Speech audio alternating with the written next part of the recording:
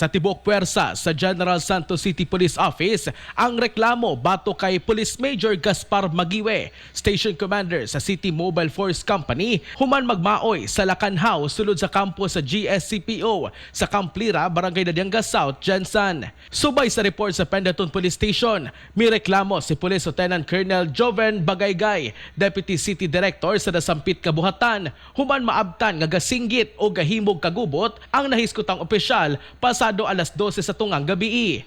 Matud pa ana kini sa impluwensya sa ilimnong makahubog. Dugang pa sa on-duty personnel ay hakini migawas gilibot-libot ni ini ang tibok kampo hangtod mabangga ang poste sa kuryente at tubangan sa PRBS building. Kahinumduman nga nasampit nga opisyal ang nalambigit kaniadto sa mga issue sama sa pagpanguna sa sugal nga nagresulta sa kagubot human magmaoy. Hinungdan girelieve gikan sa pagka-station commander sa Fatima Police Station. Sa pagkakaron wala pay pahayag ang labaw sa kapulisan sa Jensan, kalabutan sa gisangat nga reklamo. Mga katropa, ayaw tuguti nga makaangkon og sakit, tumarna sa Santon Plus Gold. Alang sa nakiusang Pilipino para sa Pilipinas, kini si katropang Philip Olegario. XFM News.